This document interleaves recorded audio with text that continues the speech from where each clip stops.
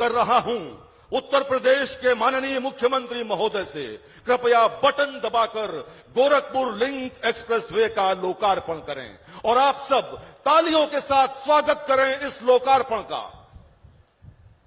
बहुत हल्की तालियां हैं।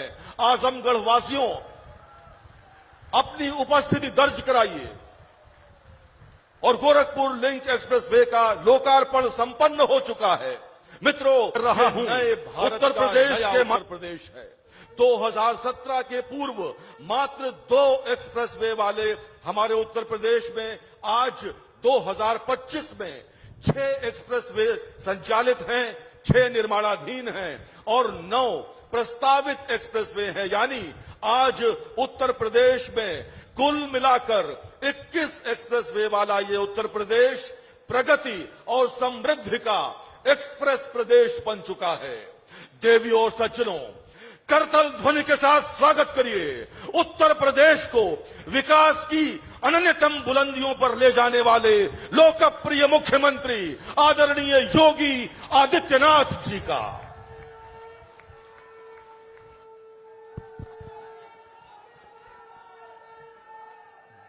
भारत माता की, भारत माता की, भारत माता की।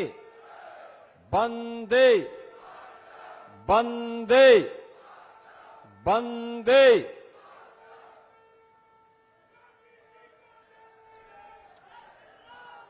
पूर्वांचल एक्सप्रेसवे के गोरखपुर लिंक एक्सप्रेसवे के आज के इस लोकार्पण कार्यक्रम में समारोह में उपस्थित प्रदेश सरकार में मंत्रिमंडल के मेरे वरिष्ठ सहयोगी श्री स्वतंत्र देव सिंह जी, औद्योगिक विकास के मंत्री श्री नंद गोपाल गुप्ता नंदी जी, प्रभारी मंत्री आजमगढ़ से अनिल राजभर जी, इसी जनपद के सपूत प्रदेश सरकार में मंत्री श्री दारा सिंह चौहान जी, प्रदेश सरकार के खेल और युवा कल्याण विभाग के मंत्री श्री गिरीश चंद्र यादव जी, औद्योगिक विकास के राज्य मंत्री श्री जसवंत सिंह सैनी जी,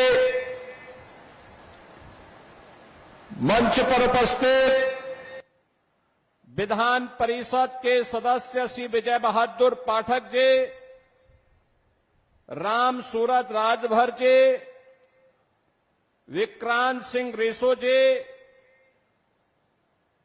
आज के इस कार्यक्रम में उपस्थित पूर्व सांसद श्री दिनेश लाल यादव निरोहवा जी, पूर्व सांसद श्रीमती नीलम सोनकर जी, पूर्व सांसद श्री संतोष सिंह जी, पूर्वांचल विकास बोर्ड के पूर्व उपाध्यक्ष श्री नरेंद्र सिंह जी, पूर्व विधायकगण श्रीमती वंदना सिंह जी,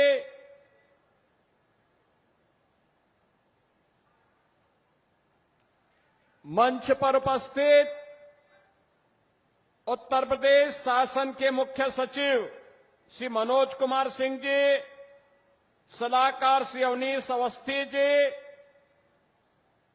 आज के इस कार्यक्रम में विशेष रूप से उपस्थित भारतीय जनता पार्टी के जिलाध्यक्ष श्री ध्रुव कुमार सिंह जी, जिलाध्यक्ष लालगंज विनोद राजभर जी, जिलाध्यक्ष अंबेडकर नगर श्री त्र्यंबक त्रिपाठी जी, आज के इस कार्यक्रम में उपस्थित श्री अरविंद जायसवाल जी, कृष्ण मुरारी विश्वकर्मा जी, अखिलेश मिश्रा जी, सत्येंद्र राय जी, मनोज यादव जी,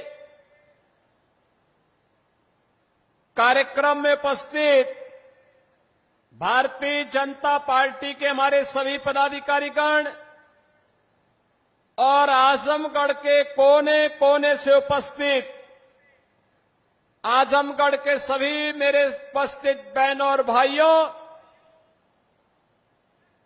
आजमगढ़ को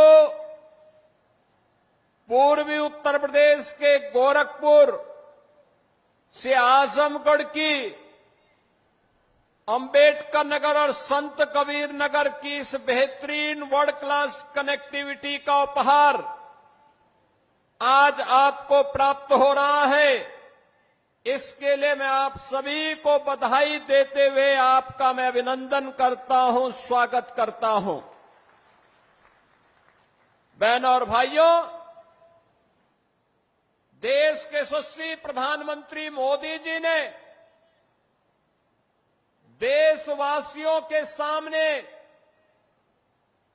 आजादी के अमृत महोत्सव वर्ष के अवसर पर जो लक्ष्य तय किया था, उस लक्ष्य को प्राप्त करने के लिए कि 2047 में भारत एक विकसित भारत होगा, उस विकसित भारत के लिए विकसित और आत्मनिर्भर उत्तर प्रदेश बनाने की दिशा में डबल इंजन की भारतीय जनता पार्टी की सरकार के द्वारा किए गए प्रयासों का एक प्रतिफल है कि उत्तर प्रदेश बीमारू राज्य से अब एक्सप्रेस वे प्रदेश के रूप में अपनी पहचान बना रहा है। याद करिए क्या हालत थे आज से 8 वर्ष पहले के। बहनों और भाइयों, उत्तर प्रदेश का नौजवान कहीं जाता था, उत्तर प्रदेश का कोई नागरिक जाता था, पहचान का संकट होता था, पहचान का संकट होता था। लोग आजमगढ़ का नाम लेने से घबराते थे, उत्तर प्रदेश का नाम लेने से घबराते थे। आजमगढ़, अरे इसने मुख्यमंत्री दिए, एक एक नहीं 2-2 मुख्यमंत्री इस आजमगढ़ ने दे, और इस आजमगढ़ को पहचान का मोहताज होना पड़ा था।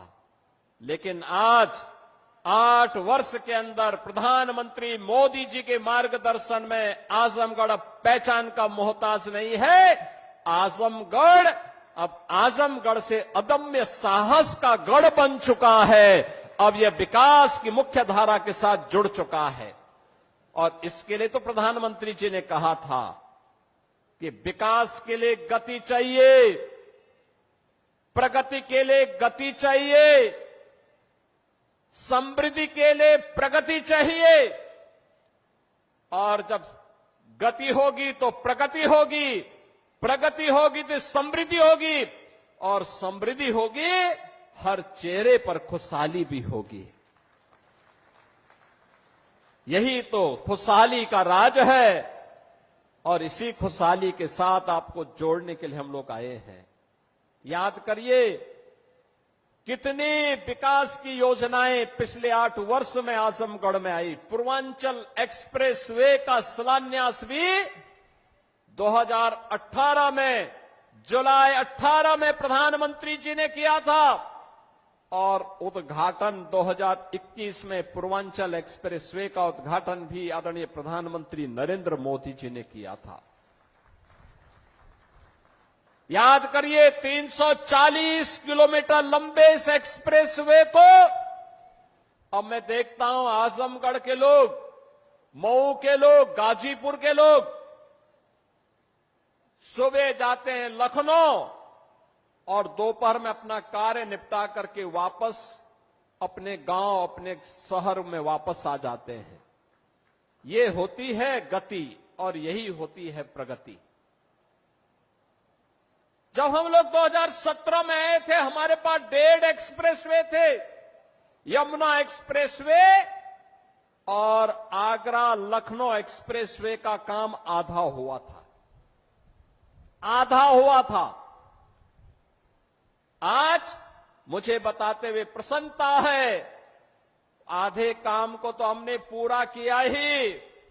पूर्वांचल एक्सप्रेसवे की यात्रा का साक्षी आप बन रहे हैं, 2021 से लगातार बन रहे हैं। 2022 में बुंदेलखंड एक्सप्रेसवे चालू हो गया है, 300 किलोमीटर का है। पूर्वांचल एक्सप्रेसवे 340 किलोमीटर का बन करके पहले तैयार हो चुका है। अब इसकी कनेक्टिविटी सीधे पटना तक के लिए पूरी होने जा रही है। आप याद करिए कि पटना से लेकर के लखनऊ तक और लखनऊ से लेकर के दिल्ली तक की पूरी कनेक्टिविटी कितनी आसान हो जाएगी। 1857 के प्रथम स्वातंत्र समर के नायक वीर कुंवर सिंह ने जब अंग्रेजों को पछाड़ने के लिए आजमगढ़ तक अंग्रेजों का मुकाबला किया था, तब कनेक्टिविटी नहीं थी। अगर उस समय एक पूर्वांचल एक्सप्रेसवे होता तो आजमगढ़ के लोग वीर कुंवर सिंह के साथ मिलकर के अंग्रेजों को मार मार करके खदेड़े होते और फिर यह देश 1857 में ही स्वाधीन हो गया होता। उस समय कनेक्टिविटी नहीं थी, अभाव था, कनेक्टिविटी का अभाव था। लेकिन आज पटना से लेकर के दिल्ली तक की कनेक्टिविटी पूर्वांचल एक्सप्रेसवे देने जा रही है। बुंदेलखंड एक्सप्रेसवे दिल्ली से आगरा होते हुए हम इसको सीधे चित्रकूट तक जोड़ रहे हैं।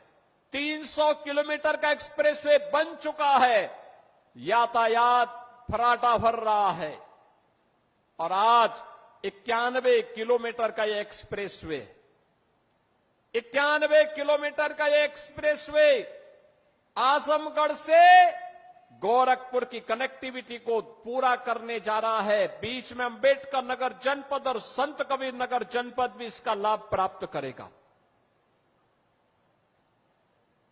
दिल्ली से मेरठ के बीच में एक्सप्रेसवे का निर्माण, 12 लेन का एक्सप्रेसवे पहले ही प्रारंभ हो चुका है। एक्सप्रेसवे बनने के पहले दिल्ली से मेरठ की दूरी को तय करने में लगते थे 3 घंटे और आज एक्सप्रेसवे हो गया है तो मात्र 40 से 45 मिनट में इस दूरी को तय किया जा सकता है। बहनों और भाइयों, गंगा एक्सप्रेसवे लगभग 600 किलोमीटर लंबा बन रहा है। 600 किलोमीटर लंबा मेरठ से लेकर के प्रयागराज तक इसकी बेहतरीन कनेक्टिविटी हो रही है। इस वर्ष के अंत तक हम उसको भी आदरणीय प्रधानमंत्री जी के कर कमलों से लोकार्पित करने वाले हैं। लखनऊ से कानपुर के बीच का एक्सप्रेसवे, बलिया लिंक एक्सप्रेसवे और इस प्रकार के लगभग 6 एक्सप्रेसवे निर्माणाधीन हैं। शेष पर कार्य होने जा रहा है। यानी इंफ्रास्ट्रक्चर को इतना मजबूत कर देंगे, इतना मजबूत कर देंगे कि उत्तर प्रदेश को समृद्ध होने से कोई रोक नहीं सकता है, कोई वंचित नहीं कर सकता है। और यही तो इस नए भारत के नए उत्तर प्रदेश की पहचान है, यही पहचान है। बहनों और भाइयों, पहले 2017 के पहले पता ही नहीं लगता था गड्ढे में सड़क है कि सड़क में गड्ढा है, ये पता ही नहीं लगता था। लेकिन अब गड्ढा मुक्त सड़कें, इंटर स्टेट कनेक्टिविटी 4 लेन के साथ, हर जनपद मुख्यालय 4 लेन की कनेक्टिविटी के साथ, हर तहसील और ब्लॉक मुख्यालय 2 लेन की कनेक्टिविटी के साथ। याद करिए 2017 के पहले 2 एयरपोर्ट थे, आज उत्तर प्रदेश के अंदर 16 एयरपोर्ट क्रियाशील हैं, जिसमें से 4 इंटरनेशनल एयरपोर्ट हैं। अयोध्या का इंटरनेशनल एयरपोर्ट महर्षि वाल्मीकि के नाम पर प्रारंभ हो चुका है। महर्षि वाल्मीकि के प्रति कृतज्ञता ज्ञापित करते हुए यह कार्यक्रम आज वहां पर सफलतापूर्वक संचालित हो रहा है। बहनों और भाइयों, विकास की इस रफ्तार को आगे बढ़ाने के लिए हमारे पूर्वी उत्तर प्रदेश के नौजवानों को, हमारे उत्तर प्रदेश के नौजवानों को नौकरी और रोजगार के लिए देश और दुनिया के अंदर न जाना पड़े, बल्कि दुनिया रोजगार मांगने के लिए उनके पास आए, इसके लिए औद्योगिक क्लस्टर इन एक्सप्रेसवे के किनारे ही विकसित किए जा रहे हैं। इन्हीं के किनारे विकसित किए जा रहे हैं। उद्योग यहीं लगेंगे, यहीं पे इसका लाभ मिलेगा। पहचान का मोहताज नहीं होना पड़ेगा। हमारे यहां के नौजवानों को उसी के गांव और उसी के क्षेत्र में नौकरी भी मिलेगी, रोजगार भी मिलेगा और आने वाली पीढ़ी को खुशहाल बनाने में और प्रधानमंत्री मोदी जी के संकल्प के अनुसार विकसित भारत के सपने को साकार करने का जो लक्ष्य उन्होंने हमें दिया है, उस लक्ष्य को प्राप्त करने में उत्तर प्रदेश अपनी भूमिका का निर्वहन करेगा। आज ये इंफ्रास्ट्रक्चर इसी बात को लेकर के आपको समर्पित किया जा रहा है। बहनों और भाइयों, विकास का कोई विकल्प नहीं हो सकता। जो ये लोग जाति के नाम पर बांटने वाले लोग हैं, ये वही लोग हैं जिनको सत्ता मिली थी, जाति के नाम पर तो बांटते थे, लेकिन जब सत्ता में आते थे तो सत्ता में आने पर तब ये लोग अपने परिवार की बात करते थे। अभी आप मुझे बताइए, 60,244 पुलिस भर्ती हुई है ना? आजमगढ़ के लोग भर्ती हुए हैं कि नहीं हुए हैं? मुझे बताओ, भर्ती हुए हैं ना? आप मुझे बताओ, किसी से कोई पैसा मांगा है क्या? कोई सिफारिश करवानी पड़ी है क्या? अरे हर जाति, हर संप्रदाय से जुड़े हुए लोग भर्ती हुए हैं और इसमें भी 12,045 केवल बेटियां भर्ती हुई हैं। 12,045 से उनकी ट्रेनिंग भी प्रारंभ होने जा रही है। यानी आज वे सभी लोग योग की ट्रेनिंग ले रहे हैं। कल वे योग दिवस के कार्यक्रम में भागीदार बनेंगे अलग अलग जनपदों में, और परसों से उनकी ट्रेनिंग। याद करिए, उत्तर प्रदेश का नौजवान एक साथ 60,244 एक साथ भर्ती हो गया। कोई सिफारिश नहीं। 2017 के पहले हुआ होता तो चाचा और भतीजा झोला लेकर के वसूली के लिए निकल गए होते। यानी वहां पर भी भेद होता था। पैसा लेकर के किसी की भर्ती नहीं होती थी, उसके बगैर तो होती ही नहीं थी। लेकिन अब कोई भेदभाव नहीं। अब तो सबको अवसर मिल रहा है। सबका साथ और सबके विकास का यही भाव है। सबका विश्वास और सबका प्रयास यही है, जिसमें सबकी भागीदारी होगी, कोई भेदभाव नहीं होगा। अब तो आजमगढ़ का नौजवान कहीं जाएगा देश के अंदर और दुनिया के अंदर, केवल ये बोल दे मैं उत्तर प्रदेश से हूं, तो लोग बड़े सम्मान के साथ देखेंगे। उत्तर प्रदेश का मतलब उत्तर प्रदेश जिसने विरासत और विकास का एक अद्भुत समन्वय स्थापित किया है। महाकुंभ प्रयागराज, महाकुंभ प्रयागराज, अयोध्या में राम जन्मभूमि पर भगवान रामलला के भव्य मंदिर का निर्माण होना, काशी में काशी विश्वनाथ धाम का होना, मां विंध्यवासिनी धाम का विकसित होना, चित्रकूट धाम का विकसित होना, ये सभी आज एक नई पहचान दिला रहे हैं।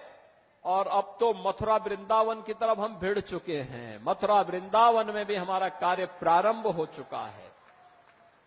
बहनों और भाइयों, ये पहचान है नई यूपी की। हम विरासत का भी संरक्षण करेंगे, विकास भी करेंगे। अपने इतिहास को, अपने पुराण को, अपनी परंपरा को विस्मृत करके विकास का कोई मायने नहीं। और ये विरासत है। हम राम और कृष्ण की परंपरा पर, भगवान विश्वनाथ की परंपरा पर, मां विंध्यवासिनी की परंपरा पर, रागे राघव की परंपरा पर, अयोध्या सिंह उपाध्याय हरिओद की पावन परंपरा को और महर्षि दुर्वासा की भी परंपरा को, बाबा भृगु की परंपरा को भी आगे बढ़ाने का काम करेंगे। अभी मैं अंबेडकर नगर गया था पिछले सप्ताह। अंबेडकर नगर, वहां पे शिव बाबा धाम में भी मैंने दर्शन किए थे और श्रवण धाम में भी मैंने दर्शन किया। क्या प्राचीन परंपरा है, क्या लोगों ने सजो करके रखी हुई है। अब इसका संरक्षण का दायित्व तो हमारे ऊपर है। अगर हम इसको संरक्षित नहीं करेंगे, आने वाली पीढ़ियां हमें क्या बोलेगी।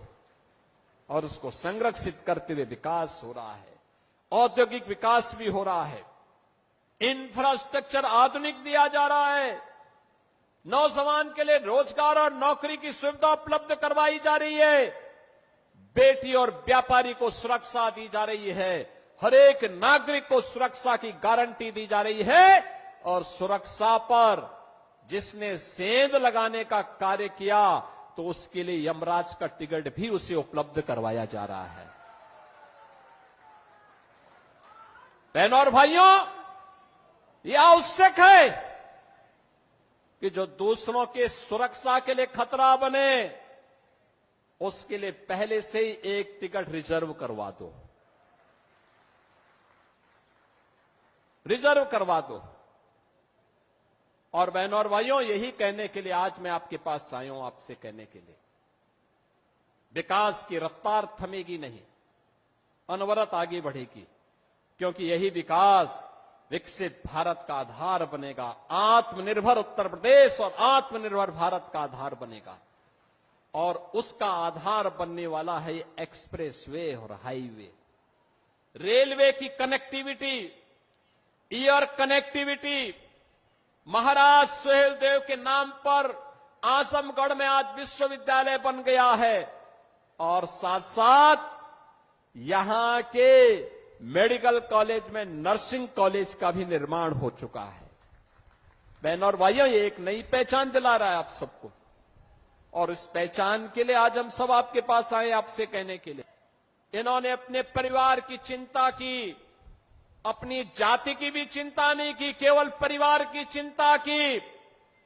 किसी गैर सिपाही वासी को यहां से सांसद बना करके भेजने का काम किया था तो भारतीय जनता पार्टी ने ही किया था, भारतीय जनता पार्टी की सरकार ने किया। देखो, निरुआ सांसद बना, नीलम सोनकर सांसद बनी, तो विकास आजमगढ़ में द्रुत गति से आगे बढ़ा। मुझे बताओ, आपने मुख्यमंत्री को यहां से चुनाव जिता के भेजा था, वो विश्वविद्यालय नहीं दे पाए, पूर्वांचल एक्सप्रेसवे नहीं दे पाए। कितना बेवकूफ बनाया था पूर्वांचल एक्सप्रेसवे के नाम पर। 340 किलोमीटर का लंबा एक्सप्रेसवे शिलान्यास कर दिया, अलाइनमेंट भी नहीं पता, और जमीन एक भी इंच नहीं खरीदी। जब 6 महीने के बाद 17 में मैं आया, मैंने कहा भी क्या हुआ, क्या प्रोग्रेस है? कहा साहब जीरो। मैंने कहा क्यों जीरो है? कहा साहब जमीन ही नहीं तो एक्सप्रेसवे बनेगा कहां पे? मैंने कहा फिर ये टेंडर कैसे हो गए? टेंडर कर दिए गए थे 15,200 करोड़ के। एक्सप्रेसवे की चौड़ाई थी मात्र 110 मीटर। मैंने तब उस समय के जो नए सीओ बनाए गए थे यूपीडा के सिवनीश अवस्थी जी से कहा, मैंने कहा अवस्थी जी एक काम करिए, यह 110 नहीं अब 120 मीटर चौड़ा होना चाहिए। बाई चांस हमें इस एक्सप्रेसवे के साथ जब हम high speed, semi high speed train का संचालन भी करेंगे तो उसके लिए हमें जमीन चाहिए होगी। तो एक साथ हम उसके साथ एक्सप्रेसवे के साथ उसको भी दौड़ा सकें। जमीन खरीदिए, इसको पुराने टेंडर को कैंसिल करिए और फिर इस कार्य को आगे बढ़ाइए। आप सोचिए, वे 110 मीटर चौड़ा 2016 में 15,200 करोड़ रुपए में बना रहे थे। एक भी जमीन नहीं खरीदे, काम प्रारंभ ही नहीं वो कर पाए। टेंडर आवंटित कर दिए। हम लोग आए, हमने कैंसिल किया, जमीन खरीदना प्रारंभ किया और जमीन खरीदने के बाद जब हम लोगों ने टेंडर किए तो बहनों और भाइयों वही एक्सप्रेसवे 11,800 करोड़ रुपए में बना करके हमने समर्पित कर दिया आपको। ये 3,000 4,000 करोड़ रुपए की जो डकैती डाल रही थे, कौन डाल रहे थे? ये वही लोग हैं जो आज आपको गुमराह करने के लिए फिर से ईमानदारी का चेहरा दिखाने के लिए आपके पास आएंगे।